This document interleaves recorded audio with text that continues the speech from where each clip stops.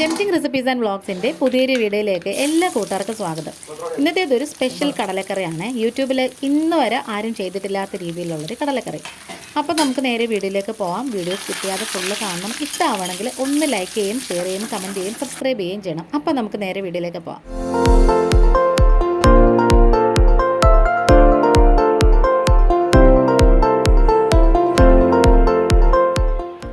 അപ്പോൾ കടല ഞാൻ തലേന്ന് രാത്രി തന്നെ കുതിർക്കാൻ ഇട്ടിട്ടുണ്ട്. ഇതാണ് ഞാൻ പറഞ്ഞത്. ഇങ്ങനെയൊരു കടലക്കറി ആരെങ്കിലും ചെയ്തിട്ടുണ്ടോ എന്ന് എനിക്കറിയില്ല.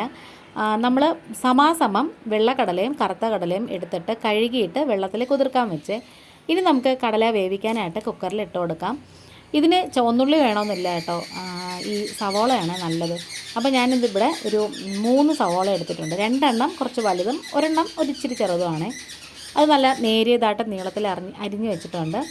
ഇനി ഒരു 4-5 വെളുത്തുള്ളി, ഇച്ചിരി വലിയ വെളുത്തുള്ളി ചതച്ചതും, പിന്നെ ഒരു 1/2 ഇഞ്ച് നീളത്തിലുള്ള ഇഞ്ചി ചെറുതായിട്ട് ചതച്ചതും, പിന്നെ പച്ചമുളക്, അത് എരിവില്ലാത്തതാണെങ്കിൽ ഒരു 3-4 ഇടാം. ഇതിപ്പോൾ എരിവുള്ളതായതുകൊണ്ട് ഞാനിപ്പോൾ ഒരെണ്ണം ഇട്ടിട്ടുള്ളൂ.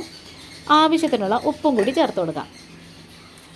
ഇനി നമുക്കിതൊന്ന് ജസ്റ്റ് മിക്സ് ചെയ്ത് കൊടുക്കണേ. നമ്മൾ കുക്കറിൽ വേവിക്കുന്നതിന് മുമ്പ് ഒന്ന് ഇളക്കി ഇടുന്നതാണ് നല്ലത്. അപ്പോൾ ഇളക്കുന്നതിന് മുമ്പ് നമുക്കിതിലേക്ക് ഒരു 1/2 ടീസ്പൂണോളം മഞ്ഞൾപ്പൊടിയും കൂടി ചേർത്ത് കൊടുക്കാം.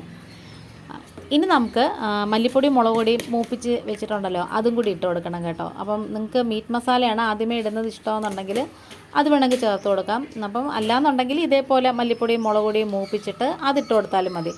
ഇനി ഇതിലേക്ക് കുറച്ച് ഗരം മസാല പൊടിയും കൂടി ഇട്ട് കൊടുക്കാം. അപ്പം നമ്മുടെ ഗരം മസാലയുടെ വീഡിയോ ഇടണം എന്നൊരു റിക്വസ്റ്റ് ഉണ്ടായിരുന്നു. അത് എന്തായാലും ഉടനെ തന്നെ ഇടാമേ. അതും കൂടി ഇട്ട് കൊടുക്കണം. ഒരു ടീസ്പൂണോളമൊക്കെ മതി കേട്ടോ. പിന്നെ കുറച്ച് കറിവേപ്പില ഇല്ലാത്ത ഒരൊറ്റ സംഭവം പോലും ഇല്ല. ഇനി ഒന്ന് നന്നായിട്ട് ഇങ്ങനെ യോജിപ്പിച്ചതിന് ശേഷം നമുക്കിത് വേവിക്കാനായിട്ട് വെച്ച് കൊടുക്കാം. നല്ലോണം ഒന്ന് മിക്സ് ചെയ്ത് കൊടുക്കണം, യോജിപ്പിച്ച് കൊടുക്കണം. എങ്കിൽ മാത്രമേ മസാലയൊക്കെ നന്നായിട്ട് ഇങ്ങനെ എല്ലാ സ്ഥലത്തും പിടിക്കത്തുള്ളേ. ഇനി നമുക്കിത് കുക്കർ അടച്ച് വെക്കണം, വെയിറ്റ് ഇട്ട് കൊടുക്കണം. പിന്നെ ഒരു 5-6 വിസിലോളം കേൾപ്പിക്കണം. അപ്പോൾ അതേ നമ്മുടെ കടലയൊക്കെ നല്ലോണം വെന്ത് വന്നിട്ടുണ്ട്. ഇതിപ്പം ചിലർക്ക് സംശയമായിരിക്കും ഇത് രണ്ടും കൂടെ ഒരുമിച്ചിട്ടാൽ വേവുമോ എന്നൊക്കെ. ഒന്നും പേടിക്കേണ്ട, ഉറപ്പായിട്ടും വെന്ത് കിട്ടും കേട്ടോ. ഇനി നമുക്ക് അതങ്ങ് മാറ്റി വെച്ചിട്ട് വേറൊരു ചീനിച്ചട്ടി എടുത്തിട്ട് അതിലേക്ക് നമുക്ക് കുറച്ച് വെളിച്ചെണ്ണ, ഒരു ടേബിൾ സ്പൂണോളം വെളിച്ചെണ്ണ ഇട്ട് കൊടുക്കണം. പിന്നെ കുറച്ച് കടുക് ഇട്ട് കൊടുക്കണം. പിന്നെ ഇതേപോലെ കുറച്ച് ചുവന്നുള്ളി, താളിക്കാൻ നേരത്താണ് ചുവന്നുള്ളിയുടെ ആവശ്യം, നമ്മൾ നേരത്തെ വേവിക്കാൻ നേരത്തെ വേണ്ട. ഇനി കുറച്ച് വറ്റൽ മുളക്, അത് 1-2 ഒക്കെ ഇട്ട് കൊടുക്കാം. ഇനി ഇത് നന്നായിട്ട് ഇങ്ങനെ മൂത്ത് വരുന്നത് വരെ നല്ലോണം അങ്ങനെ ഇളക്കി കൊടുക്കണം. നല്ലോണം മൂത്ത് ഇങ്ങനെ മുരിഞ്ഞ് വരുമ്പോഴത്തേക്കും കുറച്ച് കറിവേപ്പിലയും കൂടി അതിലേക്ക് ഇട്ട് കൊടുത്തിട്ട് തീ ഒന്ന് സിമ്മാക്കി വെക്കണേ.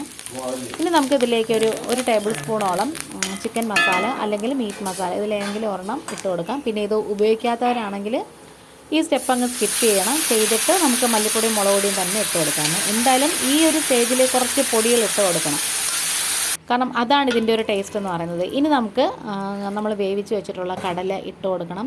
പിന്നെ ആ കുക്കറിനകത്ത് തന്നെ കുറച്ച് വെള്ളം ഒന്ന് ചൂടാക്കിയിട്ട് ഇച്ചിരി നെകക്കെ അങ്ങ് ഒഴിച്ചു കൊടുക്കണം. കാരണം ഇപ്പം നമ്മൾ ഇത്രയും ഒഴിച്ചാലും കുറച്ച് കഴിയുമ്പോഴത്തേക്കും നല്ല വെന്ത് കുറുകിയൊക്കെ വരുമ്പോൾ കറക്റ്റായിരിക്കും കേട്ടോ.